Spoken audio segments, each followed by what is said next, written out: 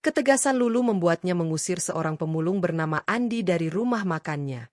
Keesokan harinya, ayahnya kritis.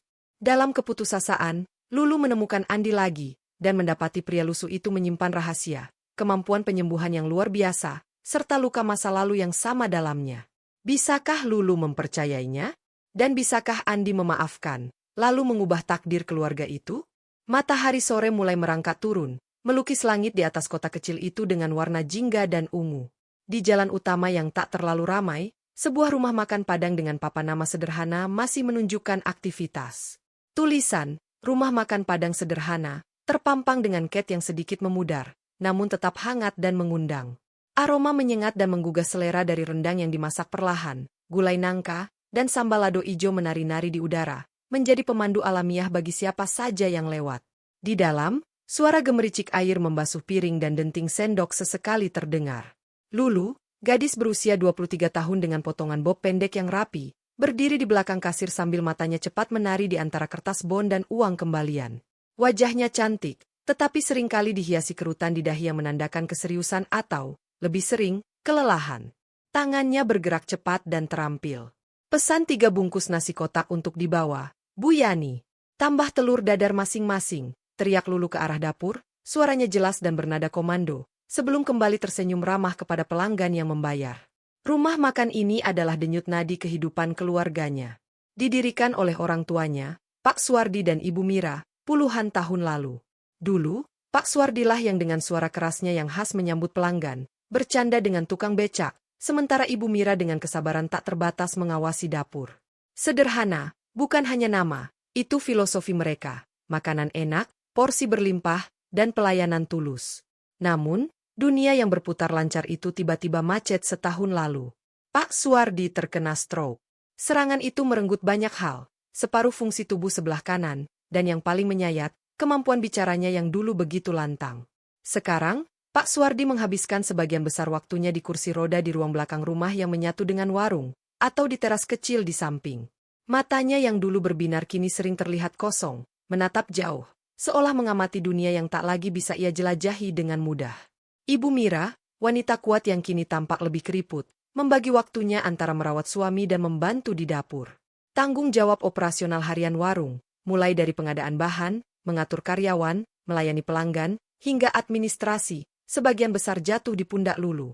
Kakak lelakinya, Roni, lebih memilih merantau ke kota besar untuk mencari pekerjaan yang lebih prospektif, meninggalkan Lulu dengan pilihan terbatas. Dia mencintai orang tuanya dan warung ini, tetapi beban itu terasa berat. Terkadang, dia merasa seperti terperangkap dalam rutinitas yang tak ada habisnya, di antara bau bawang dan tangisan ayahnya yang tak terbendung saat frustasi.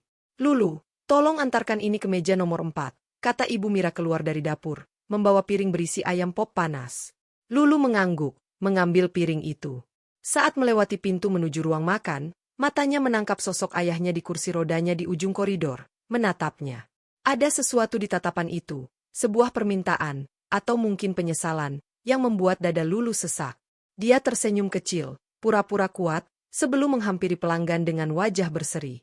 Maaf ya ditunggu, Bang. Ayam pop spesial hari ini, ucapnya ramah. Pelanggan, seorang bapak-bapak tua langganan, balas tersenyum. Gak apa-apa, Lu. Ayahmu bagaimana? Sudah ada kemajuan? Alhamdulillah, sedikit-sedikit, Bang. Jawab Lulu cepat, klise, sebelum berbalik. Pertanyaan seperti itu selalu menusuk. Kemajuan? Rasanya seperti menunggu es mencair di tengah salju yang tak kunjung berhenti. Hari itu adalah hari biasa. Pelanggan datang dan pergi. Suara tertawa, piring berdentum, obrolan tentang harga cabai dan politik lokal. Lulu adalah penjaga panggung kecil ini, memastikan semuanya berjalan. Namun, di balik senyum dan keramahannya, ada kelelahan yang mengkristal. Kelelahan yang membuatnya lebih sensitif, lebih mudah tersulut. Saat jam menunjukkan pukul 5 sore, puncak waktu orang pulang kerja, gerombolan pelajar membanjiri warung. Lulu dan 2 orang pelayan lainnya kewalahan. Piring belum dicuci, meja penuh dengan sisa makanan, dan antrean di kasir semakin panjang. Kepala Lulu mulai berdenyut. Di tengah kekacauan itu, dari balik jendela, Lulu melihat seorang lelaki mendekat. Pakaiannya lusuh dan kotor, mengenakan baju kaos lusuh dan celana panjang yang sudah pudar. Dia membawa karung goni di pundaknya. Andi. Wajahnya ditutupi janggut dan kumis yang tidak terurus, tetapi matanya, meski dari kejauhan, tampak anehnya jernih. Dia berdiri agak jauh, di tepi trotoar, seolah mengamati warung, sebelum akhirnya mengambil langkah pasti mendekati pintu masuk bagian Takaawai.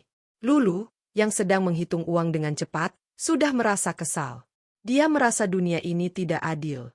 Dia berjuang keras setiap hari, sementara orang seperti itu hanya datang untuk meminta-minta. Saat Andi sampai di depan konter, baunya yang tidak sedap, campuran keringat, debu, dan sesuatu yang asam, menerpa Lulu. "Maaf, Mbak, ada sisa makanan?" Suara Andi terdengar parau, tetapi sopan. Tangannya, yang kuku-kukunya hitam, memegang tepi konter dengan hati-hati. Lulu bahkan tidak mengangkat kepalanya sepenuhnya. Dari pandangan mata ke bawah, dia melihat celana kotor itu dan karung goni. Stres, kelelahan, dan rasa frustrasi yang menumpuk menemukan salurannya.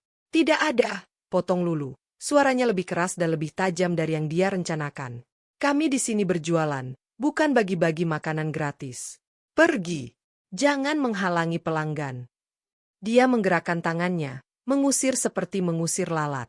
Beberapa pelanggan yang sedang mengantre menoleh, ada yang dengan ekspresi kasihan, ada yang acuh tak acuh. Andi terdiam sejenak. Dia tidak membalas dengan kasar, tidak memohon. Dia hanya menatap Lulu. Tatapan itu bukan tatapan marah atau benci. Itu tatapan yang dalam, tenang, hampir seperti memandang seorang anak yang sedang mengamuk. Tatapan itu sejenak membuat Lulu merasa tidak nyaman, seolah dia yang dilihat, bukan sekadar pakaian seragam atau posisinya sebagai penjaga warung. Tapi perasaan itu tenggelam oleh gelombang emosinya sendiri. Dengan anggukan halus, Andi berbalik. Dia berjalan pergi, langkahnya pelan namun pasti, karung ginunya terayun-ayun. Dia tidak menengok ke belakang. Lulu menarik napas dalam, mencoba menenangkan diri. Dia merasa bersalah sebentar, tetapi kemudian membenarkan diri, dia harus melindungi bisnis keluarga. Dia tidak bisa membiasakan orang mengemis. Dunia ini keras. "Lulu, cepat, bantu bersihkan meja nomor 3, teriak Ibu Mira dari dalam, memecah pikirannya. Dunia kembali berputar. Andi dan tatapannya yang mengusik seolah lenyap ditelan kesibukan. Lulu kembali sibuk, melayani, membersihkan, tersenyum. Dia tidak tahu bahwa pria yang baru saja diusirnya itu, dalam kesunyian dan kerendahan hatinya, membawa sebuah rahasia. Dia juga tidak tahu bahwa takdir ayahnya, Pak Suwardi, yang terbaring tak berdaya di ruang belakang, telah bergerak mendekati sebuah titik persimpangan yang aneh, yang dihubungkan oleh sebuah tindakan kasar dan sebuah hati yang terlatih dalam kesabaran. Malam pun tiba. Sederhana, menutup pintunya. Lelu ayah yang telah tertidur di kursi rodanya. Lulu duduk di kursi kasir, menghitung penghasilan hari itu. Angkanya biasa saja. Dia melihat ke arah koridor gelap yang menuju kamar ayahnya. Rasa lelah yang begitu mendalam menyelimutinya.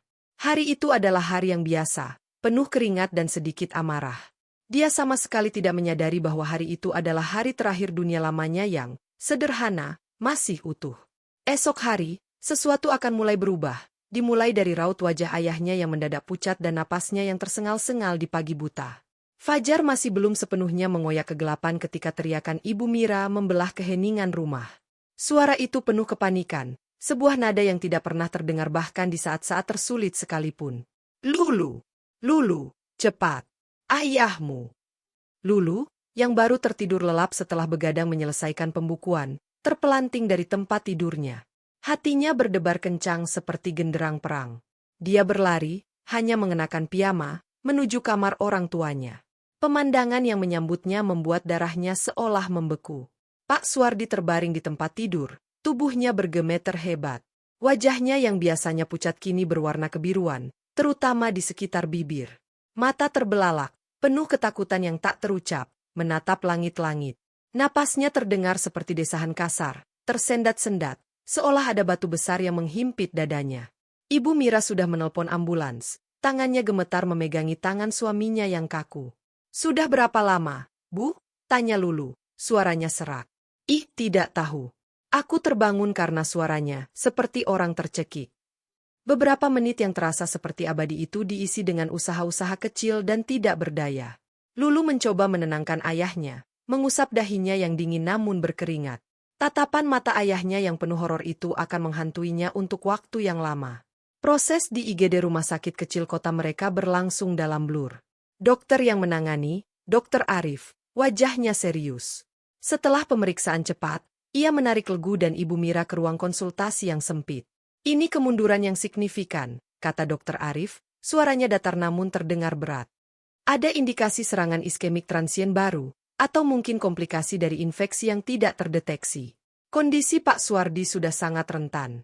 Kami akan lakukan perawatan maksimal, tapi... Dia jeda, memandangi kedua wanita di depannya. Keluarga harus mulai mempersiapkan hati. Fungsi organ-organ vitalnya melemah. Kualitas hidup adalah prioritas sekarang. Kata-kata itu seperti pukulan godam. Mempersiapkan hati. Itu adalah eufemisme kejam yang berarti menunggu akhir. Lulu merasa lututnya lemas. Ibu Mira menangis terseduh-seduh, bersandar di bahu putrinya. Sepulang dari rumah sakit, Pak Suwardi harus dirawat inap untuk observasi. Suasana rumah dan warung terasa seperti kuburan. Sederhana, ditutup untuk hari itu. Kesunyian yang biasanya diisi suara pelanggan dan denting peralatan makan terasa mengerikan. Lulu duduk di kursi roda ayahnya di teras samping, memandangi jalanan yang mulai ramai. Pikiran dan hatinya adalah kekacauan total. Rasa bersalah yang besar dan tidak berbentuk mulai menggerogotinya. Apakah dia kurang memperhatikan? Apakah obatnya tidak teratur? Apakah stres karena warung memperburuk keadaan? Di tengah keputusasaan itu, secara tiba-tiba, bayangan sepasang mata muncul di benaknya. Mata yang jernih, tenang, dan dalam. Mata lelaki pemulung yang diusirnya kemarin sore. Andi. Kenangan itu datang dengan kejelasan yang mengganggu. Bukan wajahnya yang kotor atau pakaiannya yang lusuh, tetapi tatapannya yang seolah mengatakan, "Aku mengerti." Dan kalimat yang diucapkannya dengan suara parau itu. Ada sisa makanan? Tapi ada sesuatu yang lain. Saat dia mengusirnya, sebelum Andi pergi, Lulu merasa, atau mungkin ini hanya imajinasinya yang dipenuhi rasa bersalah sekarang, seperti ada bisikan halus, atau lebih tepatnya sebuah kesan, yang melintas di pikirannya, bapak di belakang sakit parah. Pada saat itu, Lulu mengira itu hanya kebetulan atau prasangkanya sendiri. Tapi sekarang, dalam kondisi mental yang rapuh, ingatan itu menjadi penting. Bagaimana dia tahu? Apakah dia mengintip? Tapi posisi Pak Suwardi tidak terlihat dari depan warung. Atau? Gagasan itu aneh, bahkan gila. Mencari jawaban dari seorang pemulung yang dia usir karena meminta makanan. Tapi rasa putus asa adalah penasihat yang irasional. Logika berperang dengan naluri liar untuk mencoba apapun, siapapun. Tanpa banyak berpikir, seolah didorong oleh kekuatan di luar dirinya, Lulu berdiri. Dia mengenakan jaket dan berjalan keluar. "Kamu mau kemana, Lu?" tanya Ibu Mira, matanya masih bengkak. "Aku perlu udara, Bu." "Jalan sebentar," jawab Lulu, tidak bisa berkata jujur. Ibu Mira hanya mengangguk lemas. Lulu berkeliling di sekitar wilayah warungnya, bertanya pada pedagang kaki lima, tukang ojek, dan penjaga toko kelontong. "Permisi, pernah lihat pemulung, kira-kira umur 30-an, bawa karung goni, janggut?" Namanya mungkin Andi. Kebanyakan hanya menggeleng. Beberapa mengenali tapi tidak tahu di mana tidurnya. "Itu kan Mas Andi yang kalem itu? Biasanya ambil barang dari belakang restoran di Jalan Beringin. Tapi enggak tahu tidur di mana." Petunjuk itu membawa Lulu ke sebuah gang sempit di belakang kompleks pertokoan. Bau sampah menyengat. Dia merasa ngeri dan ragu. Apa yang sedang dia lakukan? Mencari seorang pemulung untuk menanyakan kesan aneh tentang ayahnya yang sakit? Ini absurd. Saat dia hampir menyerah, dari ujung gang, di balik tumpukan kardus bekas, dia melihat seseorang sedang duduk bersila di atas selembar kardus, dengan hati-hati menyusun beberapa botol plastik yang sudah dipipihkan. Itu dia, Andi. Dalam kesunyian pagi itu, aktivitasnya yang teratur dan penuh perhatian terasa seperti ritual sakral.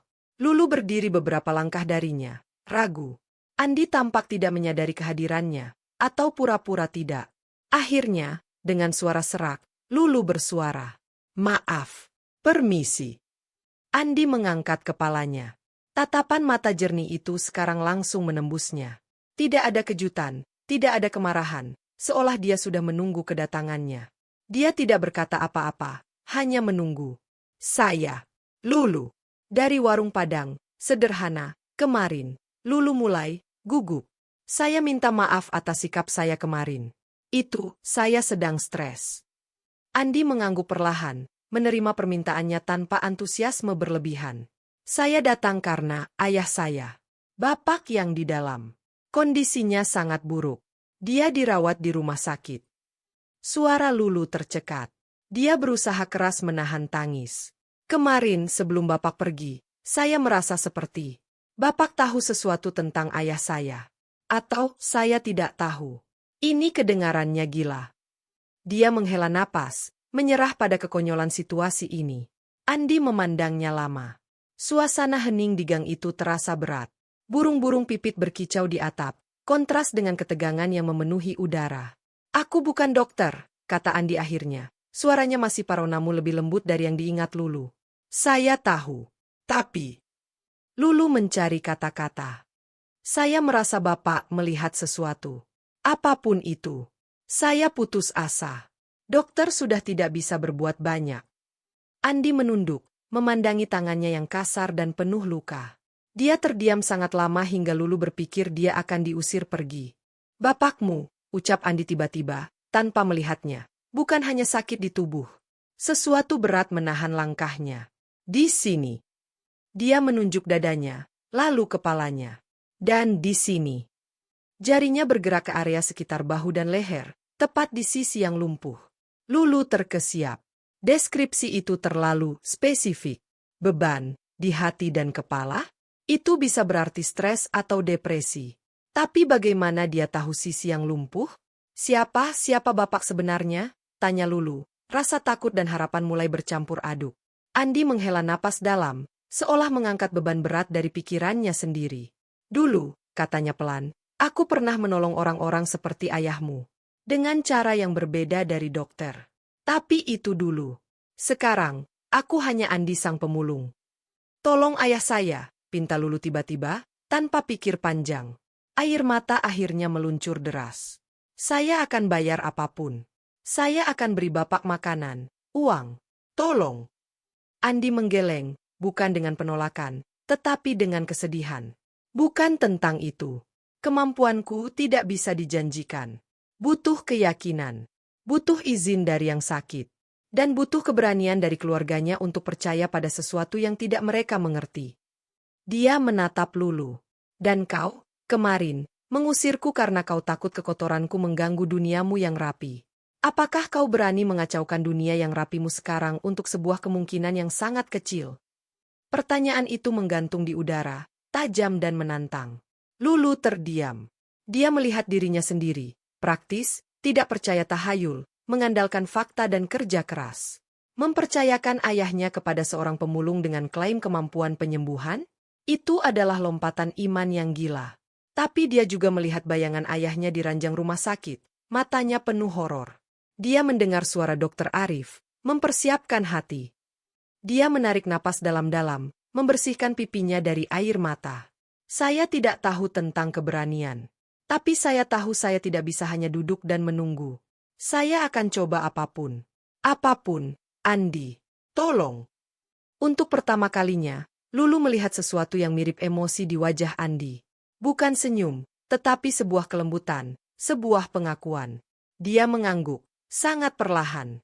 Besok pagi, jam 5, datang ke sini.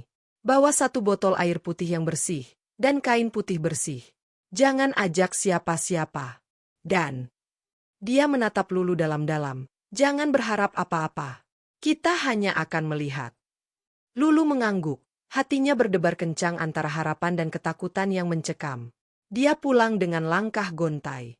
Ibu Mira melihat wajahnya yang berbeda. Bingung, tercabik-cabik. Namun ada sedikit cahaya kecil di matanya yang sebelumnya padam. Siapa itu, Lu? Tanya Ibu Mira. Lulu menggigit bibir. Bagaimana menjelaskan? Seseorang yang mungkin bisa membantu ayah. Tapi ibu harus percaya sama saya dulu. Jangan tanya dulu. Malam itu, Lulu tidak bisa tidur. Pikirannya dipenuhi oleh tatapan Andi yang tenang dan kata-katanya yang misterius. Siapakah pria ini sebenarnya? Apakah ini sebuah kesalahan besar? Ataukah ini sebuah kesempatan terakhir yang datang dalam bentuk yang paling tak terduga? Dia telah mengambil langkah pertama ke dalam dunia yang asing, dan tidak ada jalan untuk kembali. Pukul 4 pagi, Lulu sudah terbangun. Malam itu hanya diisi dengan tidur yang gelisah dan mimpi buruk yang terfragmentasi. Dia membayangkan Andi sebagai dukun yang menari-nari dengan asap dupa, atau penipu ulung yang akan memerasnya. Tapi di balik semua ketakutan itu, ada sebuah benang harapan yang rapuh namun membandel, tidak mau putus. Dia mengambil botol air mineral baru dari kardus dan sehelai kain lap putih bersih yang biasa digunakan untuk mengelap kaca, pilihan paling bersih yang bisa dia pikirkan. Ibu Mira, yang tidak bisa tidur dan terdengar bergerak-gerak di dapur, melihatnya dengan tatapan penuh pertanyaan. Mau kemana pagi-pagi begini, Lu? Suaranya lemah, penuh kelelahan. Lulu berhenti sejenak. Aku mau mencoba sesuatu untuk ayah, Bu. Doakan saja. Aku belum bisa cerita detail. Percayalah sama aku. Dia memeluk ibunya sebentar, merasakan betapa ringannya tubuh wanita itu, seolah semua tenaganya sudah tersedot. Ibu Mira memandanginya dengan mata berkabut. Hati-hati, nak. Ibu percaya. Kepercayaan itu, yang diberikan tanpa syarat, justru membuat beban di pundak Lulu semakin berat. Apakah aku tidak gegabah? Tanyanya dalam hati saat dia berjalan menyusuri jalanan sepi yang hanya diterangi cahaya lampu jalan oranye. Suara azan subuh mulai berkumandang dari masjid-masjid jauh, menambah kesan sunyi yang sakral. Dia sampai di gang sempit itu tepat pukul 5:05. Andi sudah ada di sana.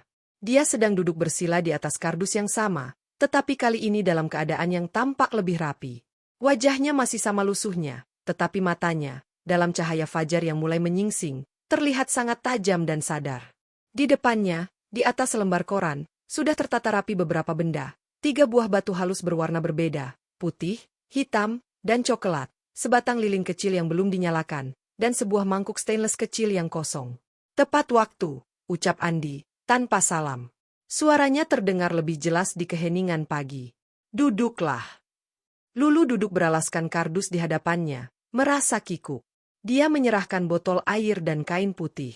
Andi menerimanya, mengangguk, lalu meletakkannya di samping mangkuk stainless. Sebelum kita mulai, kata Andi, menatap Lulu langsung, kau harus mengerti. Apa yang akan kulakukan bukan sulap, bukan ilmu sihir. Ini adalah sebuah penyelarasan. Tubuh ayahmu sedang berperang, tetapi perintahnya kacau. Pikirannya terperangkap, napas hidupnya tersumbat oleh rasa sakit dan keputusasaan.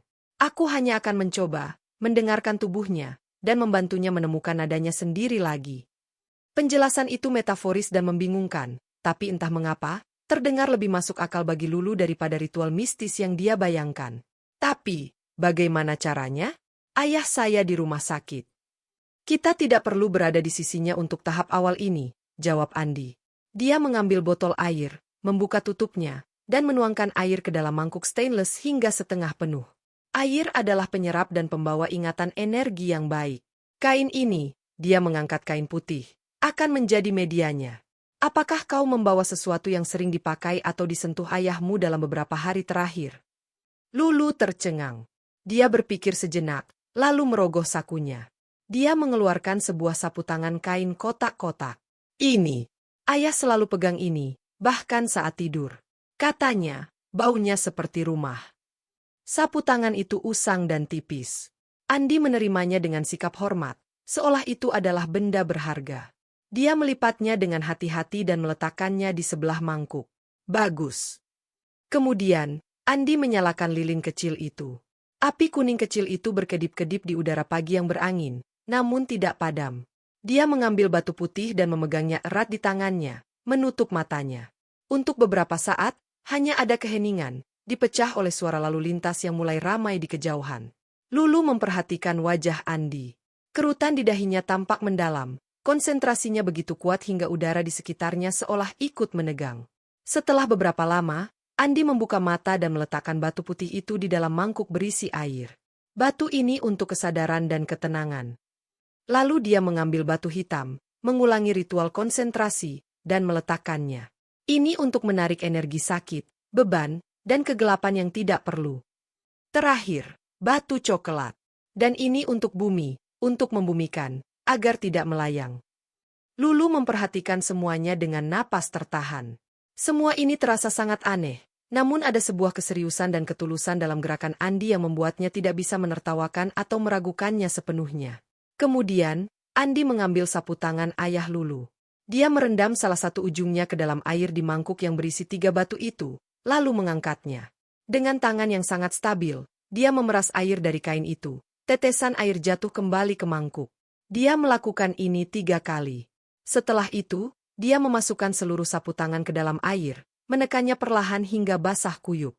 Sekarang, kata Andi kepada Lulu, suaranya berubah, lebih dalam dan lebih berwibawa. Pegang mangkuk ini dengan kedua tanganmu. Tutup matamu. Bayangkan wajah ayahmu.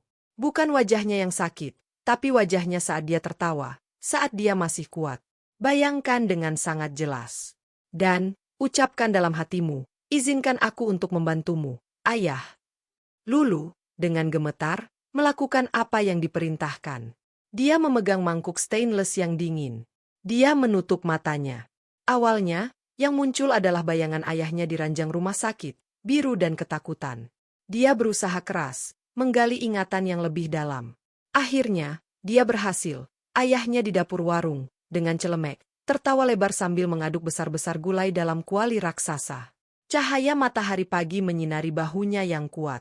Ayah, saya izinkan siapapun, dengan cara apapun yang baik, untuk membantumu. Saya izinkan. Dia tidak tahu berapa lama dia duduk seperti itu.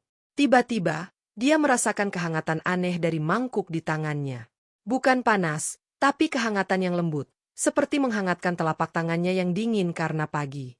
Dia hampir membuka mata, tapi teringat instruksi Andi. Bagus, bisik Andi. Sekarang, buka matamu perlahan. Lulu membuka mata. Tidak ada yang berubah secara visual. Lilin masih menyala, batu-batu masih di dalam air, sapu tangan masih terendam. Tapi Andi sedang menatap mangkuk itu dengan ekspresi sangat serius. Apa? Apa yang terjadi? Tanya Lulu pelan. Aku merasakan sesuatu, jawab Andi, matanya masih tertuju pada air. Kekakuan yang sangat dalam. Seperti es yang membekukan dari dalam. Tapi di balik es itu, masih ada api kecil. Sangat kecil. Keinginan untuk hidup itu masih ada. Dia akhirnya mengangkat pandangan. Aku akan mencoba satu hal. Tapi untuk itu, aku butuh bertemu ayahmu langsung. Dan, kau harus ada di sana. Di rumah sakit? Tapi, aku tidak akan melakukan apapun yang mencolok. Aku hanya akan menyentuhnya. Meletakkan tangan di bahunya yang sakit. Sebentar saja. Seperti seorang teman lama yang menjenguk. Para perawat, dokter, mereka tidak akan mengizinkan orang, seperti bapak masuk. Lulu hampir berkata, seperti pemulung. Andi tersenyum kecil, untuk pertama kalinya. Senyum itu mengubah seluruh wajahnya, membuatnya terlihat lebih muda dan berpendidikan. Percayalah, aku punya cara. Kau atur saja agar kita bisa masuk ke kamarnya sendirian, walau hanya 5 menit. Sisanya, serahkan padaku. Lulu menghela napas. Langkah selanjutnya ini bahkan lebih berisiko. Membawa seorang pemulung yang berpenampilan seperti tunawisma ke kamar perawatan ayahnya. Tapi kehangatan dari mangkuk tadi, dan keyakinan tenang di mata Andi, memberinya keberanian. Baik, kata Lulu, dengan keputusan yang mengejutkan dirinya sendiri. Ayah biasanya dapat kunjungan jam 10 pagi. Saya akan coba atur. Andi mengangguk. Dia kemudian mengambil sapu tangan dari dalam air, memerasnya perlahan, dan melipatnya. Simpan ini. Letakkan di dekat bantal ayahmu, atau pegang oleh ibumu. Biarkan dia mencium baunya. Airnya, dia menuang air dari mangkuk kembali ke botol air mineral. Minumkan sedikit pada ayahmu, jika dia bisa menelan. Setetes 2 tetes saja. Sisanya, percikan ke tubuhnya, terutama di bagian yang sakit. Lulu menerima botol dan sapu tangan yang lembab itu. Dia merasa seperti membawa sebuah rahasia yang sangat besar dan rapuh. Saat dia berbalik untuk pergi, Andi memanggilnya. Lulu. Lulu menengok. Proses ini, kata Andi, suaranya rendah namun jelas, juga akan mengurasmu. Dan mungkin, mengungkap hal-hal yang tidak nyaman. Kau siap? Lulu tidak sepenuhnya mengerti, tetapi dia mengangguk. Untuk ayah, saya siap. Perjalanan pulang terasa berbeda. Matahari telah terbit sepenuhnya, menyinari jalanan. Dunia masih sama, tetapi persepsi Lulu telah berubah. Dia tidak lagi melihat seorang pemulung, tetapi seorang misteri. Dia tidak lagi melihat ritual tadi sebagai tahayul, tetapi sebagai sebuah usaha yang tulus dengan bahasa yang tidak dia pahami. Sesampainya di rumah, Ibu Mira melihat botol air dan sapu tangan basah di tangannya. "Itu apa, Lu?" "Sebuah doa, Bu," jawab Lulu, kali ini dengan sedikit lebih yakin. "Ayo kita ke rumah sakit. Kita bawa ini untuk ayah." Di kamar rumah sakit, Pak Suwardi tampak lebih tenang dibandingkan kemarin, tapi juga lebih lemas. Matanya setengah terbuka, kosong. Lulu, dengan hati-hati, mengambil sedikit air dari botol dengan sendok kecil, dan membasahi bibir ayahnya yang pecah-pecah. Ibu Mira memegangi sapu tangan itu, lalu dengan lembut mengusapkannya ke dahi suaminya, sambil berbisik doa. Lalu, sesuatu yang kecil terjadi. Saat kain lembab itu menyentuh kulitnya, kelopak mata Pak Suwardi berkedip. Sangat cepat. Lulu dan ibunya saling memandang. Apakah itu hanya refleks? Atau sesuatu yang lain? Tidak ada keajaiban dramatis. Tidak ada gerakan mendadak. Tapi untuk pertama kalinya sejak dirawat, warna wajah Pak Suwardi tampak sedikit lebih baik, tidak begitu kebiruan. Napasnya juga terdengar lebih teratur, tidak lagi seperti orang yang tercekik. "Dia tidur?" bisik Ibu Mira, penuh harap. "Sepertinya," jawab Lulu, matanya berkaca-kaca. Dia memandang botol air sederhana di tangannya. Apakah ini sugesti? Apakah ini efek plasebo? Atau apakah ada sesuatu yang nyata dalam ritual pagi tadi? Dia tidak tahu. Tapi satu hal yang dia tahu, dia akan membawa Andi ke sini besok. Apapun yang terjadi. Karena di balik keraguan dan ketakutannya, sebuah benih keyakinan, kecil, sederhana, namun nyata, telah mulai tumbuh. Hari berikutnya, ketegangan di dada Lulu seperti kawat berduri yang semakin mengencang. Rencana membawa Andi ke rumah sakit terasa semakin gila seiring berjalannya waktu. Bagaimana caranya menyelundupkan seorang pria berpenampilan seperti itu melewati petugas keamanan dan para perawat yang teliti? Dia memutuskan untuk datang lebih awal, pukul 9 pagi, untuk membuka jalan. Ibu Mira sudah lebih dulu ada di sana, dengan setia duduk di samping ranjang, membacakan ayat-ayat Al-Quran dengan suara lirih. Kondisi Pak Suwardi masih stabil, tidak membaik drastis tetapi juga tidak memburuk. Napasnya yang lebih teratur kemarin bertahan, sebuah kemajuan kecil yang memberi harapan. "Bu," bisik Lulu, menarik ibunya ke sudut ruangan. "Sebentar lagi akan ada tamu. Seorang teman. Dia mau menjenguk ayah." "Iya, siapa?" tanya Ibu Mira, penasaran. "Dia seorang terapis alternatif." Lulu memilih kata-kata dengan hati-hati, separuh bohong. "Dia mungkin terlihat sederhana. Tapi tolong percayai saya. Dia hanya akan sebentar. Kita perlu privasi." Ibu Mira memandanginya dengan mata penuh pertanyaan, tetapi kepercayaan buta seorang ibu pada anaknya yang sedang berjuang mengalahkan keraguannya. "Baiklah, Nak. Ibu percaya. Tapi jangan lama-lama, takut mengganggu jadwal perawat." Lulu mengangguk, lega. Langkah pertama berhasil. Dia kemudian pergi ke pos perawat, dengan senyum paling manis yang bisa dia kumpulkan. "Permisi, Mbak. Untuk ayah saya di ruang 304. Sebentar mau ada teman keluarga dari luar kota mau menjenguk. Dia perjalanannya jauh, dan mungkin cuma sebentar. Kalau boleh, kami mau waktu 10 menit saja berdua dengannya. Soalnya dia mau baca doa bersama secara pribadi." Alasan doa selalu ampuh. Perawat yang bertugas, seorang wanita setengah baya dengan wajah ramah, tersenyum. "Oh, silakan. Asal tidak mengganggu pasien lain dan alat-alat ya. Jam 10 biasanya saya round. Sebelum itu silakan." "Terima kasih banyak, Mbak." Lulu kembali ke kamar, jantung berdebar-debar. Dia mengecek ponselnya. Tidak ada pesan. Andi hanya bilang akan datang. Bagaimana caranya dia masuk? Apakah dia akan muncul begitu saja? Tepat pukul 9.55, saat Ibu Mira sedang ke toilet, seseorang mengetuk pintu kamar dengan pelan. Lulu membukanya, dan hampir tersedak. Andi sudah ada di sana. Tapi dia tidak lagi mengenakan pakaian lusuh dan compang-camping. Dia memakai kemeja lengan panjang warna krem yang sederhana namun bersih, dan celana kain hitam yang rapi.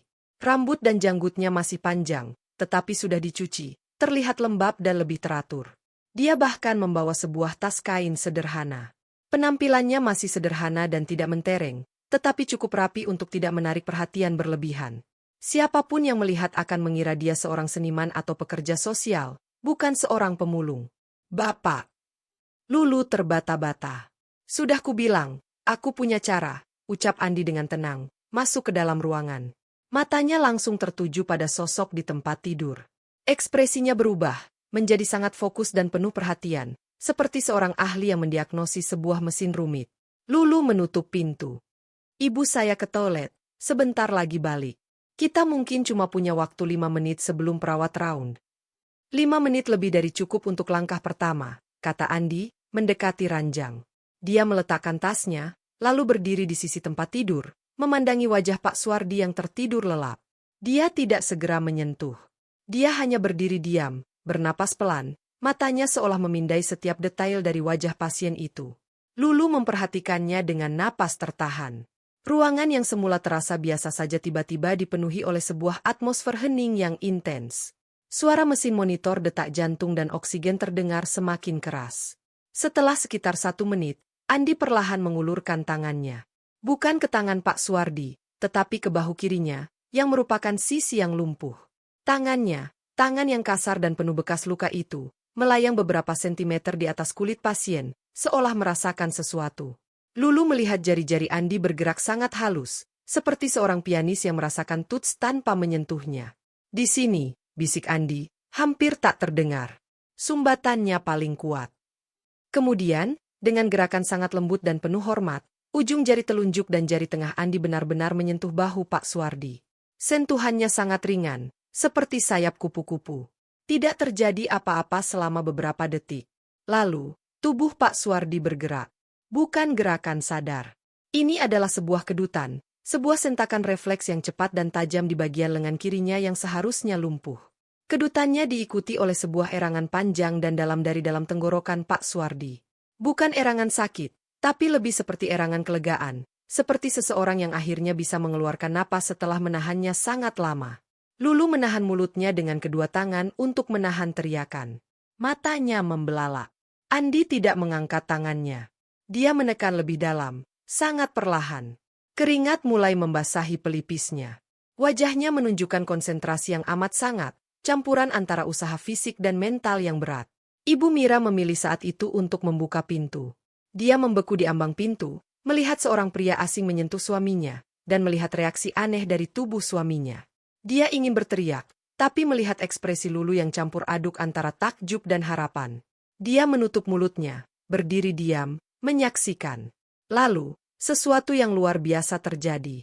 Jari kelingking tangan kanan Pak Suwardi, tangan yang di sisi yang sehat, berkedut. Lalu, dengan sangat lambat, jari itu mulai bergerak. Naik, turun, seolah mencoba menggenggam sesuatu. Kemudian, ibu jarinya bergerak. Mata Pak Suwardi berkedip cepat di balik kelopak yang tertutup. Aliran air mata jernih mengalir perlahan dari sudut matanya, membasahi bantal. Andi menarik napas dalam yang bergetar, dan akhirnya mengangkat tangannya dari bahu Pak Suwardi. Dia tampak sangat lelah, seolah baru mengangkat beban 100 kilogram. Dia mengambil napas beberapa kali, lalu memandang Lulu dan Ibu Mira. Esnya mulai retak, katanya, suaranya serak. Tapi baru permukaan. Proses pencairan yang sebenarnya akan lebih sulit dan mungkin menyakitkan. Ibu Mira mendekat, air mata mengalir di wajahnya. Anda siapa? Tanyanya, suara bergetar. Namaku Andi, Bu. Aku hanya ingin membantu. Bagaimana Anda bisa? Ibu Mira melihat ke tangan suaminya yang masih bergerak halus. Itu bukan aku, Bu. Itu beliau. Keinginannya sendiri untuk bangkit. Aku hanya memberinya sedikit dorongan, dan membuka pintu yang macet. Andi melihat ke monitor. Detak jantung Pak Suwardi meningkat sedikit, namun tetap dalam batas normal. Oksigenasi darahnya justru naik sedikit, angka di monitor bergerak dari 94 ke 96. Perubahan kecil, tapi signifikan bagi yang memahami. Anda mau apa? Tanya Ibu Mira, naluri protektifnya muncul. Tidak ada, Bu. Tidak akan saya minta uang atau jaminan. Saya hanya minta izin untuk datang lagi, mungkin 2 atau 3 kali lagi. Setiap kunjungan akan singkat seperti ini. Andi menatap Lulu. Tapi keputusannya ada pada kalian. Dan terutama, pada beliau. Dia menunjuk Pak Suwardi yang kini matanya terbuka setengah. Tatapannya tidak lagi kosong. Ada sebuah kesadaran yang berkeliaran di sana, kebingungan, namun juga sebuah pertanyaan. Iya, silakan datang lagi, sahut Lulu tanpa ragu, didorong oleh apa yang baru saja disaksikannya. Ibu Mira memandangi suaminya, lalu melihat air mata di pipinya. Dia mengangguk pelan, tak bisa berkata-kata. Baik, kata Andi. Saya akan kembali besok pada waktu yang sama. Sementara ini, coba ajak beliau bicara. Ceritakan hal-hal yang membahagiakan. Pancing memorinya yang baik. Itu akan membantu mencairkan sisa es di pikirannya. Dia mengambil tasnya dan berbalik untuk pergi. Saya antar, kata Lulu, mengikutinya keluar. Di koridor, jauh dari kamar, Lulu tak bisa menahan diri. Itu tadi itu nyata, kan? Saya tidak menghayal. Itu nyata, jawab Andi, berhenti. Dia terlihat sangat lelah. Tapi Lulu, apa yang kau lihat tadi adalah bagian yang mudah. Bagian yang sulit akan datang setelah ini. Tubuh dan pikiran ayahmu akan mulai bangun, dan itu berarti dia akan kembali merasakan semua rasa sakit, frustrasi, dan ketakutan yang selama ini terpendam. Dia mungkin akan marah, menangis, atau bahkan menolak untuk sembuh. Kau dan ibumu harus siap secara emosional. Lulu mengangguk, mencerna peringatan itu. Siapa sebenarnya Anda, Andi? Bagaimana Anda bisa melakukan ini? Andi menatapnya lama, seolah menimbang. Dulu, aku seorang terapis fisik dan konselor trauma. Aku bekerja di sebuah pusat rehabilitasi untuk korban kecelakaan dan stroke. Suaranya rendah, datar, namun menyimpan luka. Lalu, ada seorang pasien. Seorang anak muda. Aku terlalu percaya diri, memaksakan sebuah teknik, mengabaikan sinyal tubuhnya dan dia meninggal. Bukan sepenuhnya salahku secara medis, tapi dalam hatiku, aku yang membunuhnya. Lulu terkesiap. Setelah itu, lanjut Andi, napasnya berat. Aku tidak bisa lagi berada di dunia medis formal. Aturan, protokol, ego semuanya terasa palsu.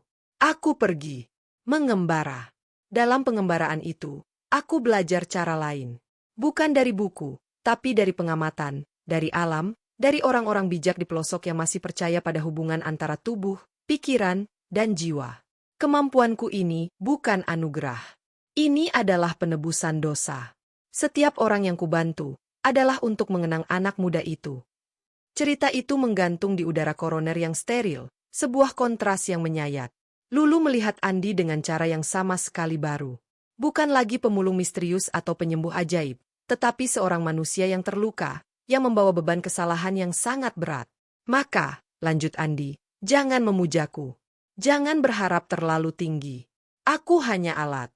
Keberhasilan atau kegagalan sepenuhnya bergantung pada ayahmu, dan pada dukungan kalian. Dia pergi, meninggalkan Lulu yang berdiri terpaku di koridor.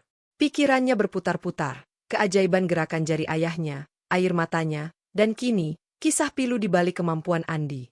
Ketika dia kembali ke kamar, Ibu Mira sedang memegangi tangan Pak Suwardi, menangis bahagia sambil terus bercerita tentang masa awal mereka membuka warung, sederhana. Dan, seperti keajaiban kecil kedua, ibu jari Pak Suwardi bergerak lagi, seolah mencoba membalas genggaman. Di luar, awan gelap mulai mengumpul. Proses penyembuhan telah dimulai, namun seperti yang diperingatkan Andi, badai emosi dan fisik mungkin baru akan datang. Lulu menyadari, perjuangan mereka tidak lagi sekadar melawan penyakit, tetapi juga menyambut kembalinya kesadaran seorang ayah dan suami, dengan segala rasa sakit dan kenangan yang ikut terbangun bersamanya. Hari-hari berikutnya adalah campuran antara harapan yang menggelegak dan kelelahan yang mendalam. Andi datang secara rutin, selalu pada jam yang sama, dengan penampilan yang sama rapi dan sederhana. Setiap kunjungan hanya berlangsung 10 hingga 15 menit, namun dampaknya terasa seperti gelombang yang terus bergulir. Perubahan pada Pak Suwardi tidak lagi sekadar kedutan refleks. Setelah kunjungan ketiga Andi, jari-jari di tangan kirinya yang lumpuh mulai bisa bergerak dengan lebih terarah, meski masih sangat lemah. Dia bisa mengangkat lengannya beberapa sentimeter dari kasur sebelum kelelahan menyerang. Yang lebih membahagiakan, kemampuan komunikasinya perlahan kembali. Dia belum bisa berbicara dengan jelas, tapi dia mulai mengeluarkan suara, dan yang paling sering, saat matanya mencari Lulu. Itu adalah musik terindah bagi telinga keluarga itu. Namun, seperti yang diperingatkan Andi, Proses pencairan itu membawa serta badai. Kesadaran Pak Suwardi yang kembali juga membawa kesadaran penuh akan kondisinya. Dia menyadari bahwa separuh tubuhnya tidak menuruti perintah, bahwa dia tidak bisa bicara dengan lancar, bahwa dia bergantung pada orang lain untuk hal-hal paling dasar. Dan itu melahirkan sebuah frustrasi yang mengerikan. Suatu sore, 2 hari setelah kunjungan keempat Andi, badai itu benar-benar meledak. Seorang perawat muda yang baik hati mencoba membantu Pak Suwardi minum susu melalui sedotan. Mungkin karena sedotannya terlalu cepat, atau karena refleks menelannya yang belum sempurna, Pak Suwardi tersedak. Susu menyembur keluar, dan dia batuk-batik dengan wajah memerah. Bukan rasa malu yang muncul, tapi sebuah kemarahan besar yang tak terbendung. Dengan tenaga yang tak terduga dari tangan kanannya yang sehat, Pak Suwardi menyapu nampan plastik di sampingnya. Gelas, piring plastik, termometer, semua berterbangan dan berdentum di lantai. Dia mengeluarkan suara erangan panjang, parau, dan penuh sakit hati, sebuah teriakan tanpa kata yang meledak dari jiwanya yang terluka. Air mata mengalir deras. Matanya, yang mulai memiliki cahaya kesadaran, kini penuh dengan keputusasaan dan kemarahan yang membara. Lulu dan Ibu Mira yang sedang ada di sana langsung berusaha menenangkannya, tapi justru semakin membuatnya kesal. Dia mencoba memukul dengan tangan kanannya, mendorong mereka dengan lemah. Tatapannya liar, seperti binatang yang terperangkap. "Ayah, tenang, ini tidak apa-apa." Lulu mencoba memeluknya, tetapi tubuh ayahnya menjadi kaku dan menolak. Dokter Arif dan 2 perawat bergegas masuk. Mereka harus sedikit membatasi gerakan Pak Suwardi untuk mencegah dia mencabut selang infus atau jatuh dari tempat tidur. Saat tangan Pak Suwardi dipegang dengan lembut namun pasti oleh perawat, sebuah raungan yang memilukan keluar dari dadanya. Suara itu adalah gambaran sempurna dari penderitaan, harga diri yang hancur, dan kemarahan pada takdir. Lulu menangis di sudut ruangan, merasa gagal dan hancur. Ibu Mira hanya duduk lemas di kursi, wajahnya pucat pasi.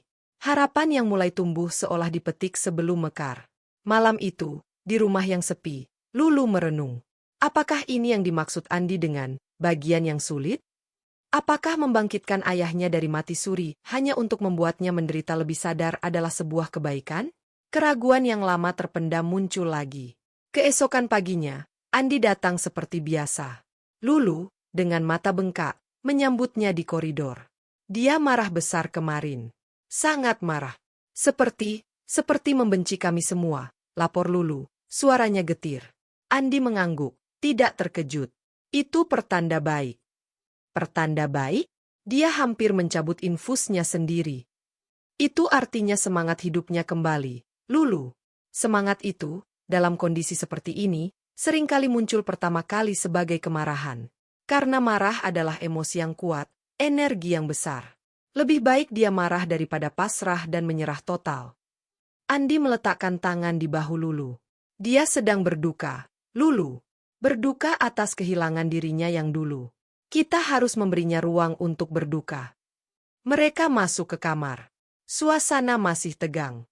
Pak Suwardi menatap mereka dengan mata merah dan dingin, sebuah tatapan penolakan. Dia memalingkan muka saat melihat Andi. Andi tidak langsung mendekat. Dia duduk di kursi di dekat tempat tidur, menjaga jarak. Dia tidak mencoba menyentuh. Dia hanya duduk diam selama beberapa menit, bernapas dengan tenang, seolah menghirup atmosfer kemarahan di ruangan itu. "Pak Suwardi," ucap Andi akhirnya, suaranya sangat lembut namun jelas. "Saya tahu Anda marah.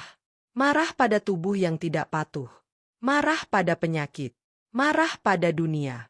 Itu wajar. Dan Anda berhak." Mata Pak Suwardi berkedip. Dia perlahan menengok, menatap Andi. "Tapi kemarahan itu seperti api," lanjut Andi. "Bisa membakar habis semuanya, termasuk diri sendiri. Atau, bisa digunakan untuk menempa kembali besi yang patah. Pilihannya ada di Anda." Andi mengulurkan tangannya, telapak tangan terbuka, di atas tempat tidur, dekat tangan kiri Pak Suwardi yang lumpuh. "Saya tidak akan menyentuh Anda tanpa izin Anda. Tapi jika Anda mau mencoba, izinkan saya membantu mengarahkan api kemarahan ini menjadi kekuatan untuk bergerak." Ruangan hening. Lulu menahan napas. Ini berbeda. Biasanya Andi langsung bertindak. Kali ini, dia meminta izin, mengakui kedaulatan dan emosi Pak Suwardi. Detik-detik itu terasa sangat panjang. Pak Suwardi menatap telapak tangan Andi. Wajahnya berkerut, penuh pergulatan batin. Kemarahan, kebanggaan, keputusasaan, dan secercah keingintahuan yang sangat kecil berperang di dalamnya. Lalu, dengan sangat lambat, sangat terasa beratnya, jari telunjuk tangan kirinya, yang baru bisa bergerak sedikit, berkedut. Dia menggerakkannya, 1 sentimeter, 2 sentimeter, mendekati telapak tangan Andi. Gerakannya seperti bayi yang belajar merangkak, penuh usaha dan getaran. Saat ujung jarinya hampir menyentuh kulit Andi tidak bergerak. Dia menunggu. Sentuhan itu akhirnya terjadi. Sangat ringan, hampir tak terasa. Begitu sentuhan itu terjadi, Andi menarik napas perlahan. "Terima kasih," bisiknya. Kali ini, ritualnya berbeda. Andi tidak menekan atau memijat. Dia hanya meletakkan ujung jarinya sendiri dengan sangat ringan di pergelangan tangan Pak Suwardi, di titik nadi. Dia menutup matanya. Dan kali ini, Pak Suwardi juga menutup matanya, seolah mengikuti arus. Tidak ada gerakan spektakuler. Tidak ada kedutan. Tapi ekspresi wajah Pak Suwardi perlahan berubah. Kerutan amarah di dahinya sedikit demi sedikit melunak. Napasnya yang pendek dan cepat mulai melambat, menjadi lebih dalam dan teratur. Air mata kembali mengalir dari sudut matanya, tetapi kali ini, air mata itu terlihat berbeda, bukan air mata kemarahan atau keputusasaan, tetapi air mata kelegaan, pelepasan. Setelah sekitar 5 menit, Andi menarik tangannya. Dia terlihat sangat pucat dan berkeringat, lebih dari sebelumnya. "Cukup untuk hari ini," katanya. Suaranya hampir berbisik. Saat Andi hendak pergi, Pak Suwardi membuka matanya. Dia menggerakkan mulutnya. "Ah, Andi." 2 suku kata itu keluar, parau dan tidak jelas, tetapi terdengar. Andi berbalik, terkejut. Lalu, untuk kedua kalinya, Lulu melihatnya tersenyum. Senyum yang hangat dan penuh penerimaan. "Ya, Pak. Saya Andi. Sampai jumpa besok." Ledakan emosi kemarin tampaknya telah menjadi terobosan. Setelah sesi pagi itu, sikap Pak Suwardi berubah drastis. Dia masih frustrasi, tapi tidak meledak-ledak. Dia lebih kooperatif dengan terapi fisik standar dari fisioterapis rumah sakit. Saat dia kesulitan, dia akan memejamkan mata, mengambil napas dalam, seolah mengingat sesuatu yang diajarkan Andi tentang mengarahkan api. Hubungan Lulu dan ayahnya juga berubah. Suatu malam, saat Lulu sedang memandikannya dengan waslap, Pak Suwardi tiba-tiba meraih tangan Lulu dengan tangan kanannya. Genggamannya lemah, namun penuh maksud. Matanya yang berkaca-kaca menatap Lulu, dan dia berusaha keras mengucapkan, "Maaf, Lulu." Lulu menangis terseduh-seduh. "Tidak, Ayah. Sayalah yang minta maaf. Untuk segalanya." Prosesnya tidak linear. Ada hari-hari di mana Pak Suwardi mundur, lesu, dan tidak bersemangat. Ada hari di mana rasa sakit di tubuhnya terasa lebih menusuk. Tapi pola umumnya adalah perbaikan yang konsisten, lambat namun pasti. Namun, keajaiban kecil di kamar 304 itu tidak bisa selamanya tersembunyi. Seorang perawat lain, Suster Rita, yang lebih skeptis dan sangat patuh pada protokol, mulai curiga. Dia memperhatikan pola kunjungan pria aneh itu, dan korelasinya dengan perubahan, baik fisik maupun emosional, pada Pak Suwardi. Dia juga mencium kabar dari pasien lain tentang dukun yang dijenguk keluarga Pak Suwardi. Suatu siang, Suster Rita menghampiri Lulu di kantin rumah sakit. Wajahnya tidak ramah seperti biasanya. "Mbak Lulu, tentang tamu Bapak yang rutin pagi itu, siapa sebenarnya? Apa hubungannya dengan Bapak?" Lulu, yang tidak siap, gagap. Itu teman keluarga, Suster. Dia cuma datang untuk memberi semangat." "Memberi semangat?"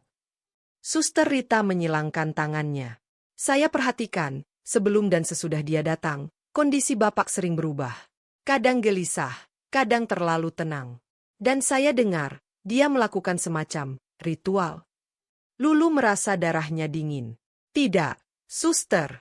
Dia hanya memegang tangan ayah saya, mengobrol, berdoa. Itu saja." "Rumah sakit punya aturan, Mbak. Kami tidak mengizinkan praktik pengobatan alternatif tanpa koordinasi dan pengawasan dokter. Apalagi jika pelakunya tidak memiliki kredensial yang jelas. Itu bisa membahayakan pasien." Suaranya tegas. "Saya akan melaporkan ini ke Dokter Arif. Untuk kebaikan Bapakmu juga." Ancaman itu jelas. Jika Dokter Arif tahu, dan dia pasti akan berpihak pada protokol medis, akses Andi akan ditutup. Dan Lulu yakin, Sentuhan Andilah yang membuka jalan bagi semua kemajuan ayahnya selama ini. Dia pulang dengan perasaan kalut. Badai emosi di dalam ayahnya baru saja reda, kini badai dari luar mengancam akan menghancurkan semua kemajuan itu. Dia harus memperingatkan Andi. Tapi lebih dari itu, dia harus menemukan cara untuk meyakinkan pihak rumah sakit, atau setidaknya, menemukan celah agar Andi bisa terus datang. Perjuangan ternyata tidak hanya melawan penyakit dan menyembuhkan luka lama, tetapi juga melawan sistem dan prasangka. Lulu menyadari, pertempuran sesungguhnya mungkin baru saja dimulai. Kabar dari Suster Rita seperti bel yang menggelinding jatuh di menara tinggi, menciptakan riak yang cepat menyebar. Keesokan harinya, sebelum Andi datang, Dokter Arif sendiri yang meminta Lulu dan Ibu Mira ke ruang konsultasi.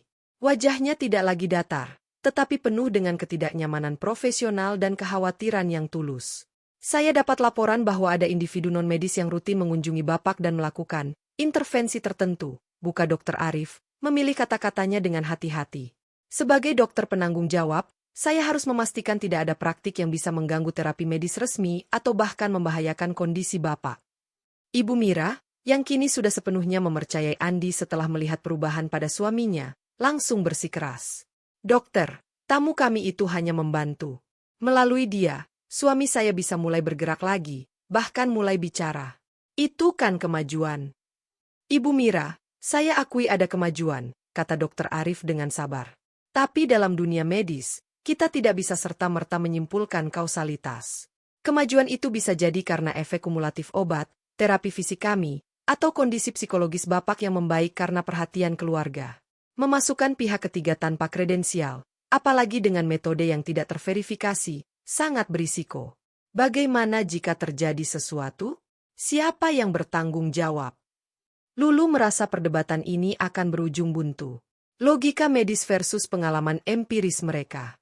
Dokter, bisa tidak kita kompromi? Dia hanya sebentar, tidak pernah menyentuh alat medis, hanya memegang tangan atau bahu ayah. Dan kami selalu awasi. Dokter Arif menghela napas. Aturan rumah sakit jelas, Mbak Lulu. Saya tidak bisa mengizinkannya secara resmi. Namun, dia jeda, memandangi kedua wanita yang penuh harap itu. Saya juga tidak ingin menghalangi sesuatu yang ternyata memberi dampak positif secara psikologis, jika itu benar adanya. Saya akan beri toleransi dengan satu syarat. Saya harus bertemu dan berbicara dengan orang ini. Saya harus menilainya sendiri. Jika menurut saya aman dan tidak mengganggu, saya bisa tutup mata. Tapi jika saya nilai berbahaya atau penipuan, maka aksesnya harus dihentikan. Apakah kalian setuju? Lulu dan Ibu Mira saling pandang. Ini adalah satu-satunya jalan. Mereka mengangguk. Baik. Besok, saat dia datang, tolong arahkan ke ruangan saya dulu. Kabar itu disampaikan Lulu kepada Andi lewat pesan singkat yang kacau. Andi hanya membalas, mengerti. Akan saya temui. Pertemuan antara dokter dan penyembuh itu dijadwalkan esok pagi, sebelum kunjungan biasa ke kamar Pak Suwardi. Lulu merasa seperti akan menghadapi pengadilan. Dia membayangkan Andi dengan pakaian sederhananya berhadapan dengan Dokter Arif dengan jas lab putihnya, simbol dari dua dunia yang berbeda. Andi datang tepat waktu, masih dengan kemeja kremnya yang bersih. Wajahnya tenang, tanpa bekas kegelisahan. Lulu yang justru gugup luar biasa mengantarnya ke ruang Dokter Arif. Masuklah, saya tunggu di luar, bisik Lulu. Andi mengangguk, mengetuk pintu, dan masuk. Di dalam, Dokter Arif bangkit dari kursinya, menatap sosok di depannya dengan penilaian klinis. Anda Andi? Ya, dokter. Silakan duduk. Dokter Arif duduk kembali, meletakkan tangannya di atas meja. Saya ingin kejelasan. Apa sebenarnya yang Anda lakukan pada pasien saya, Pak Suwardi? Andi duduk dengan tenang. Saya membantu beliau untuk terhubung kembali dengan tubuhnya sendiri, dokter. Itu penjelasan yang sangat abstrak. Secara konkret, pemijatan, tekanan titik, hipnosis. Bukan hal-hal itu, meski mungkin ada kemiripan luarnya. Saya menggunakan sentuhan yang terfokus dan niat untuk membantu beliau merasakan aliran energi di tubuhnya yang terhambat. Sebagian besar stroke, dalam pandangan yang saya pelajari, bukan hanya sumbatan pembuluh darah, tetapi juga sumbatan, aliran informasi dan kehidupan di dalam sistem tubuh dan pikiran pasien. Dokter Arif mengerutkan kening. Bahasa ini tidak ilmiah. Anda punya latar belakang medis. Saya pernah menjadi terapis fisik dengan lisensi. Tapi itu sudah lama. Sekarang, saya tidak mengklaim diri sebagai praktisi medis. Lalu atas dasar apa Anda berani mengobati pasien stroke? Saya tidak mengobati, dokter. Saya memfasilitasi. Saya percaya tubuh memiliki kemampuan luar biasa untuk menyembuhkan dirinya sendiri. Terkadang, ia hanya butuh pengingat atau bantuan kecil untuk menyalakan kembali sistem itu. Apa yang saya lakukan hanyalah pemicu. Penyembuhan sebenarnya dilakukan oleh tubuh Pak Suwardi sendiri. Dokter Arif terdiam sejenak. Dia tidak mendeteksi kebohongan atau kesombongan dalam kata-kata Andi. Justru, ada kerendahan hati dan keyakinan yang aneh. Bagaimana Anda menjelaskan kemajuan yang terjadi? Kebetulan. Saya tidak bisa membuktikan hubungan sebab akibat secara ilmiah, dokter. Saya hanya bisa mengatakan apa yang saya amati dan saya yakini. Sama seperti keyakinan dokter pada protokol medis yang didasarkan pada uji klinis. Kita semua bekerja berdasarkan keyakinan pada suatu sistem pengetahuan. Jawaban itu cerdas dan menohok. Dokter Arif, yang adalah seorang ilmuwan, tahu bahwa banyak hal dalam penyembuhan belum sepenuhnya terjelaskan oleh sains. Anda tidak meminta bayaran, tanya Dokter Arif, mengubah arah. Tidak. Lalu motivasi Anda? Andi menarik napas. Untuk menebus sebuah kesalahan di masa lalu, dan untuk membantu, sebisa saya. Itu saja. Dokter Arif memandanginya lama. Suasana ruangan berubah. Ini bukan lagi interogasi, tetapi pertemuan dua manusia yang sama-sama ingin menyembuhkan, hanya dengan jalur yang berbeda. Jika saya izinkan Anda melanjutkan, kata Dokter Arif akhirnya, Anda harus berjanji pada saya. Pertama, tidak akan pernah mengganti atau mengganggu pengobatan medis yang sedang berjalan. Kedua, jika ada perubahan kondisi pasien yang mencurigakan, Anda harus segera melapor ke saya atau perawat. Ketiga, kunjungan Anda harus tetap singkat dan tidak mengganggu jadwal rumah sakit. Keempat, Anda bertanggung jawab secara moral atas apapun yang terjadi akibat intervensi Anda. Andi mengangguk pelan. Saya setuju, dokter. Dan satu hal terakhir, Dokter Arif bersandar di kursinya, dengan ekspresi penasaran yang tulus. Bisakah Anda menjelaskan kepada saya, dengan bahasa sederhana, apa yang sebenarnya Anda rasakan atau lakukan saat menyentuh pasien? Saya benar-benar ingin tahu. Permintaan itu mengejutkan Andi. Dia tersenyum tipis. Bayangkan tubuh manusia seperti sebuah sungai, dokter. Saat sehat, airnya mengalir lancar. Saat sakit, ada bendungan, sampah, atau kerikil yang menghambat aliran. Saya hanya duduk di tepi sungai itu, merasakan di mana hambatannya, lalu dengan sangat hati-hati, mencoba menggeser kerikil itu, atau membersihkan sampahnya, bukan dengan tangan fisik, tapi dengan niat saya. Saya merasakan alirannya melalui sentuhan, dan saya mencoba mengembalikan ritme alaminya. Dokter Arif mendengarkan dengan saksama. Penjelasan metaforis itu, entah mengapa, justru masuk akal secara intuitif.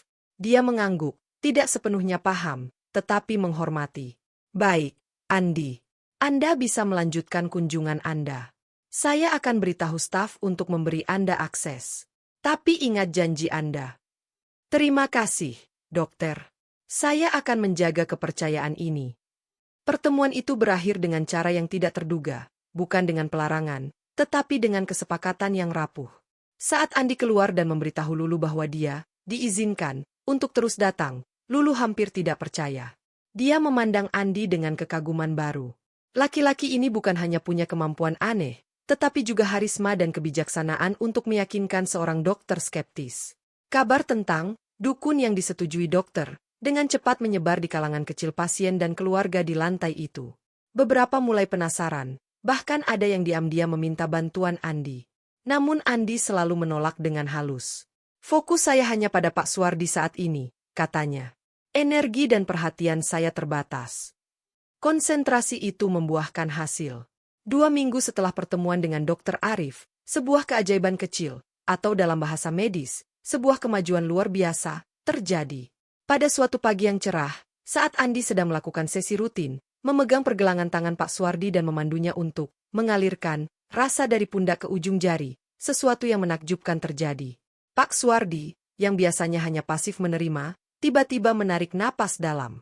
Lalu, dengan konsentrasi yang terpancar dari raut wajahnya, dia menggerakkan kaki kirinya yang lumpuh. bukan kedutan. Ini adalah gerakan sadar. Dia mengangkat lututnya beberapa sentimeter dari kasur. Hanya sebentar, lalu jatuh kembali karena kelelahan. Tapi itu cukup. Ibu Mira yang menyaksikan langsung menjerit terkejut lalu menangis histeris. Lulu berdiri membeku, air mata mengucur deras. Andi sendiri tersenyum, sebuah senyum lelah namun sangat puas. Monitor detak jantung menunjukkan peningkatan, tapi masih stabil. Bagus sekali, Pak Suwardi, puji Andi. Suaranya gemetar karena emosi. Itu adalah langkah pertama yang sesungguhnya. Usaha itu menguras tenaga Pak Suwardi. Dia tertidur pulas segera setelahnya. Tapi pencapaian itu adalah bensin bagi semangat semua orang. Bahkan Suster Rita, yang kebetulan lewat dan mendengar keributan, melihat kaki itu bergerak sendiri sebelum diturunkan. Dia tidak berkata apa-apa, hanya mengangguk pelan pada Lulu, sebuah pengakuan diam-diam. Berita tentang pasien stroke yang bisa angkat kaki lagi menjadi buah bibir. Dokter Arif pun datang memeriksa sendiri. Dengan alat refleks Hammer, dia mengetes respon neurologis Pak Suwardi. Hasilnya menunjukkan perbaikan yang signifikan dari catatan awal. Ini luar biasa, ucap Dokter Arif kepada Lulu, diliputi rasa heran yang profesional. Pemulihan fungsi motorik kasar dengan cepat seperti ini, tidak biasa. Apapun yang dilakukan temanmu itu, teruskan. Kemenangan kecil ini, however, datang dengan bayaran. Andi tampak semakin kurus dan lelah. Setiap sesi seolah menguras bukan hanya tenaga fisiknya, tetapi sesuatu yang lebih dalam. Lulu mulai khawatir padanya. Andi, Anda baik-baik saja? Tanyanya suatu sore, saat Andi sedang beristirahat di bangku taman rumah sakit usai sesi. Lelah, tapi baik, jawab Andi, matanya menatap kejauhan. Setiap kali saya membantu seseorang, saya juga membersihkan diri sendiri. Rasanya seperti karma yang sedikit demi sedikit terbayar. Jangan sampai Anda yang jatuh sakit, kata Lulu dengan tulus. Andi menoleh padanya, matanya lembut. Terima kasih, Lulu. Tapi jangan khawatir. Proses dengan ayahmu sudah di jalur yang benar. Dia akan terus membaik, dengan atau tanpa saya nanti. Tugas saya hampir selesai. Kata-kata itu terdengar seperti perpisahan, membuat hati Lulu berdesir tidak nyaman.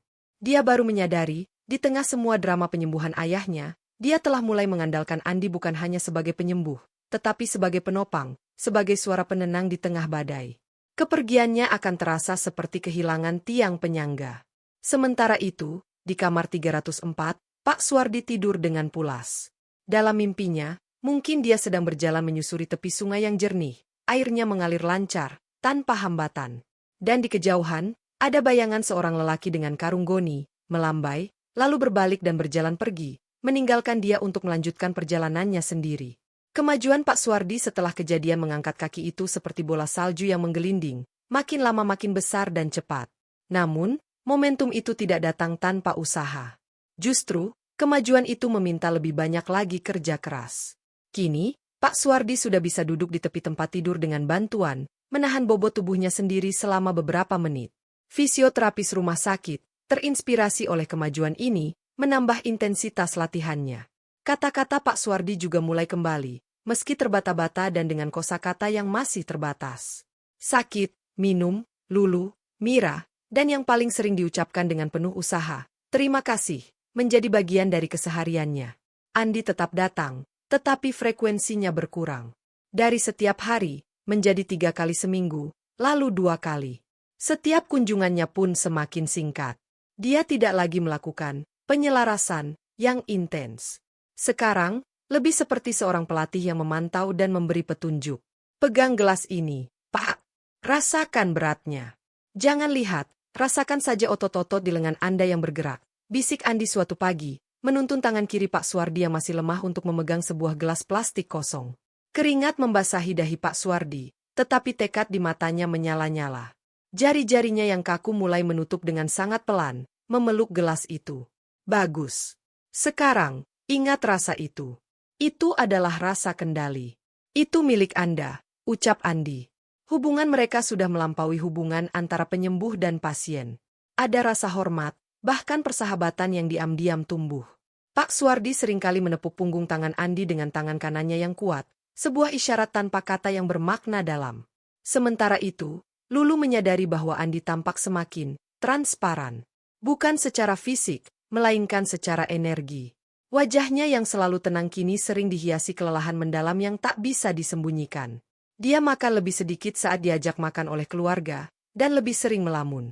Suatu sore, setelah sesi singkat, Andi meminta Lulu untuk mengantarnya keluar. Mereka duduk di bangku taman yang sama, di bawah pohon beringin yang rindang. Ini mungkin kunjungan terakhir saya yang rutin, Lulu, kata Andi, menatap daun-daun yang bergoyang.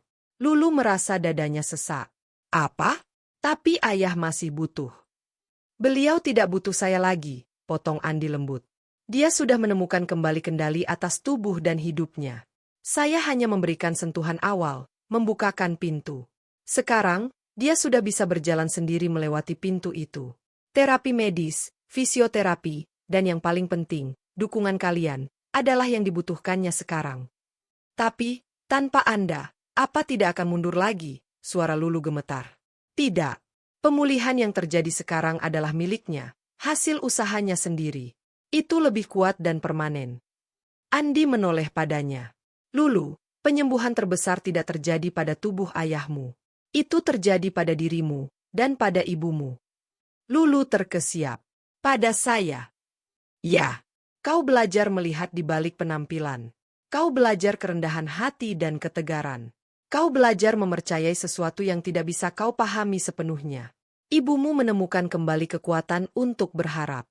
Itu adalah perubahan yang jauh lebih dalam dan abadi daripada sekedar kaki yang bisa digerakkan.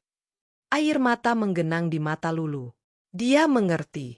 Perjalanan ini telah mengubahnya dari seorang gadis yang tegas dan angkuh menjadi seorang perempuan yang lebih bijak, lebih sabar, dan lebih empatik. Lalu, Anda akan kemana? Tanya Lulu. Andi tersenyum. Senyuman yang damai dan menerima. Aku akan kembali ke jalananku. Mungkin membantu orang lain yang terpinggirkan, seperti diriku dulu. Atau mungkin hanya mengembara. Tenagaku perlu diisi ulang, dan itu biasanya kudapatkan dalam kesunyian. Kapan Anda akan pergi? Besok. Aku akan datang untuk berpamitan pada ayahmu secara resmi. Keesokan harinya, atmosfer di kamar 304 berbeda. Seolah alam sadar bahwa ini adalah akhir dari sebuah bab. Sinar matahari pagi masuk dengan lembut. Pak Suwardi sudah bisa duduk di kursi roda dengan bantal penyangga yang baik. Ibu Mira sedang menyuapinya bubur, dan dia sudah bisa mengunyah dengan lebih baik. Saat Andi masuk, semua orang terdiam. Pak Suwardi langsung menyodorkan tangan kanannya. Andi menyambutnya, bukan dengan jabatan tangan biasa, tetapi dengan merangkulnya dalam genggaman erat. Terima kasih. Ucap Pak Suwardi, kali ini dengan jelas dan penuh perasaan. Terima kasih kembali, Pak Suwardi, jawab Andi, suaranya berat. Karena telah mengizinkan saya belajar lagi tentang keberanian. Andi kemudian berpamitan pada Ibu Mira, yang menangis dan memeluknya erat, seperti seorang ibu memeluk anaknya yang akan pergi merantau. Semoga Tuhan membalas semua kebaikanmu, Nak. Terakhir, Andi menghadap Lulu. Dia tidak berkata apa-apa untuk beberapa saat. Lulu sudah menangis. Jangan menangis, bisik Andi. Ini bukan akhir. Setiap kali kau melihat ayahmu berusaha berdiri, atau setiap kali warung, sederhana, ramai dengan tawa, ketahuilah bahwa itu adalah bagian dari perjalanan yang kita lalui bersama. Dari tas kainnya, Andi mengeluarkan sebuah benda kecil yang dibungkus kain putih sederhana. Dia menyerahkannya pada Lulu. Ini untukmu. Batu putih yang dulu kupakai. Simpanlah. Ingatlah bahwa ketenangan dan kesadaran adalah fondasi segalanya. Lulu menerimanya, menggenggamnya erat. Bagaimana saya bisa membalas semua ini? Dengan hidup baik. Dengan tidak mengusir pemulung berikutnya yang datang ke warungmu. Canda Andi, matanya berbinar. Dan kalau bisa, sediakan selalu air putih dan sedikit makanan untuk mereka yang membutuhkan. Itu lebih dari cukup. Dia kemudian memandang mereka semua sekali lagi, mengangguk perlahan, lalu berbalik dan berjalan keluar kamar. Dia tidak menengok kembali. Langkahnya tetap pelan dan pasti, seperti saat pertama kali Lulu melihatnya pergi setelah diusir. Kesunyian memenuhi kamar, hanya dipenuhi oleh suara tangis haru Ibu Mira dan detak monitor yang stabil. Beberapa minggu kemudian, Pak Suwardi akhirnya diperbolehkan pulang. Proses penyambutannya sederhana namun penuh sukacita. Karyawan warung, tetangga, dan pelanggan setia menyambutnya dengan tepuk tangan dan air mata. Pak Suwardi, dengan kursi rodanya yang baru, tersenyum lebar. Dia sudah bisa mengangkat tangan kirinya untuk melambai. Warung, sederhana, dibuka kembali. Kali ini, dengan suasana baru. Pak Suwardi, meski belum bisa kembali ke dapur, duduk dengan bangga di dekat kasir, menyambut pelanggan dengan senyuman dan sapaan terbata namun tulus. Kehadirannya menjadi magnet tersendiri. Lulu menjalankan warung dengan semangat baru. Dia membuat kebijakan sederhana. Di samping kasir, selalu ada sebuah termos berisi air putih gratis dan beberapa bungkus nasi padang sederhana yang dipersiapkan khusus untuk siapa saja yang datang membutuhkan. Tidak pernah ada pertanyaan atau tatapan sinis. Hanya sebuah senyuman dan tawaran. Silakan, jangan sungkan. Kisah penyembuhan ajaib Pak Suwardi oleh seorang pemulung tentu saja menjadi legenda lokal. Banyak yang datang penasaran, berharap menemui Andi. Tapi Andi benar-benar telah menghilang, seperti ditelan bumi. Beberapa mengatakan melihat sosok seperti dia di pasar membantu memikul barang seorang nenek, atau di stasiun kereta tidur beralaskan koran. Tapi tidak ada yang pasti. Yang pasti adalah warisannya hidup dalam keluarga Suwardi. Suatu sore, setahun setelah kepergian Andi, sebuah momen ajaib terjadi. Di teras rumah, dengan ditemani Ibu Mira dan Lulu yang menahan napas, Pak Suwardi berdiri. Bukan berdiri dengan bantuan penuh, tetapi dengan berpegangan pada dinding, dia mengangkat tubuhnya dari kursi roda. Kakinya, yang dulu lumpuh total, kini menapak kuat di lantai. Dia berdiri selama 10 detik penuh sebelum kelelahan memaksanya duduk kembali. Tangis kebahagiaan mereka saat itu adalah musik paling indah. Di warung, pelanggan tetap ramai. Dan setiap kali ada pengemis atau pemulung yang malu-malu mendekat, Lulu selalu yang pertama menyambut. Silakan duduk. Ada yang bisa saya bantu. Dan di saku bajunya, selalu terselip sebuah batu putih halus, yang selalu mengingatkannya bahwa keajaiban seringkali datang dalam bungkusan yang tak terduga, dan bahwa setiap manusia, sekecil apapun, memiliki cahaya yang bisa mengubah takdir orang lain. Di suatu tempat, mungkin di bawah jembatan atau di tepi hutan, seorang lelaki berjanggut memandang bulan. Dia tersenyum, merasakan sebuah kepenuhan yang sudah lama tidak dirasakannya. Hutannya telah lunas. Dan sekarang, dia bisa beristirahat, atau melanjutkan perjalanan, dengan hati yang lebih ringan.